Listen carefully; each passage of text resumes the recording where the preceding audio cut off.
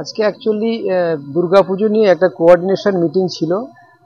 পুরো আমাদের থানা লেভেলের, এখানে আমাদের additional SP headquarter, additional SP traffic, SDO সাহেব, বিডিও সাহেব এবং বিভিন্ন সরকারি দপ্তর, যে সমস্ত স্টেক হোল্ডার আছে, যাদের ক্ষেত্রে দুর্গাপুজোর যাদের সার্ভিসের ব্যাপার থাকে, তারা প্রত্যেকে এখানে উপস্থিত ছিলেন।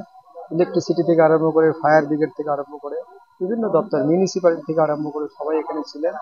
এই যে কামিং যে এনসুইং যে দুর্গাপুজো আছে, সেই দুর্গাপুজোতে পিসফুলি পার করা যায় এবং মানুষকে যাতে খুব কোয়ালিটি সার্ভিস দেওয়া যায়, বেটার সার্ভিস দেওয়া যায়, এই জন্যই আজকে এই কোঅর্ডিনেশন মিটিং ছিল।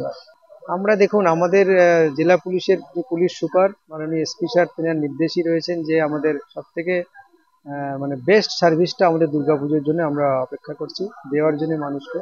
এবং আপনারা জানেন ওই সময় পুলিশের সব ছুটি বন্ধ থাকে, সমস্ত পুলিশ কর্মচারীরা সিভিক থেকে আরম্ভ করে জেলার পুলিশ সুপার অব্দি সবাই ওই সময় কিন্তু রাস্তায় থাকেন আর কি।